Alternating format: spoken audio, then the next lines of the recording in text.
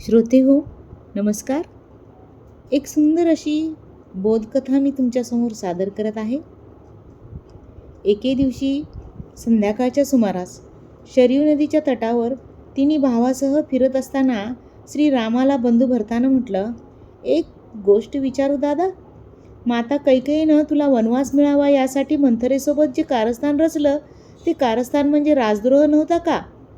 तिच्या या कारस्थानाने एकीकडे राज्याचा भावी राजा आणि त्याच्या पत्नीला 14 वर्षाचा वनवास भोगावा लागला आणि दुसरीकडे महाराज दशरथ यांचा पुत्रविराहाच्या केवळ कल्पनेनेच अपमृत्यू झाला. अशा कारस्थानासाठी सामान्य नियमानुसार तर मृत्यूदंडच दिला जात असतो. मग तू जी तुझीही आई आहे अशा कैकेयीला दंड का नाही दिलास?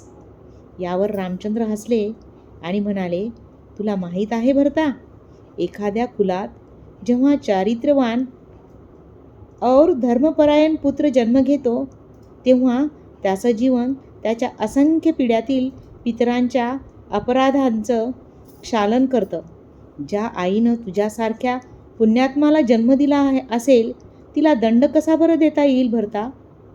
यावर भरताचं काही समाधान झालं नाही. तो म्हणाला, हा तर मोह आहे दादा, आणि राजाचा कायदा मोहापासून मुक्त असायला हवा. तेव्हा दादा, तू कृपा करून मला एका राजाप्रमाणे उत्तर दे की तू माता कैकेयीला दंड का नाही दिलास?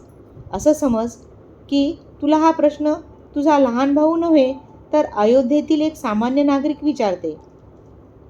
श्रीराम गंभीर झाले. काही क्षण मौन राहून श्रीरामचंद्र म्हणाले, हे भरता, आपल्या नात्यातल्या किंवा जवळच्या कुणा व्यक्तीला त्याच्या अपराधाबद्दल शिक्षा न करणं हाच या सृष्टीचा सर्वात कठोर असा दंड आहे. माता कैकेयीनं आपल्या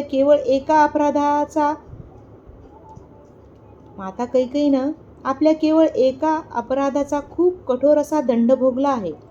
वनवासाच्या 14 वर्षात आपण चारही भाऊ आपापल्या जागी राहून त्या काळच्या विपरीत परिस्थितीशी झगडत होतो.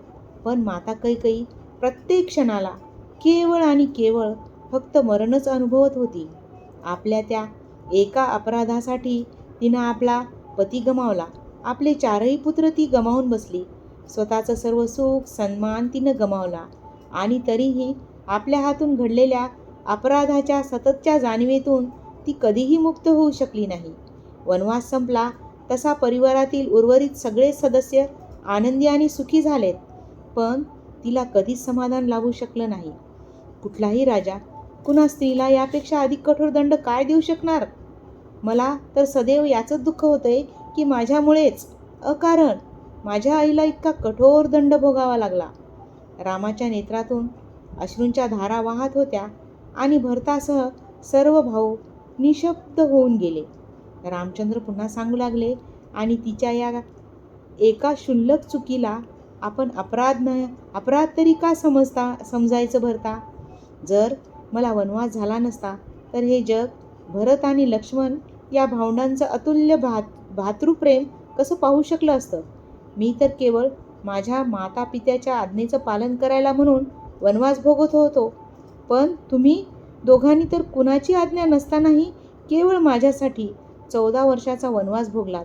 माझ्या भाग्यात वनवास नसता तर भावांचे संबंध कसे असावेत हे जगाला कळलं असतं का?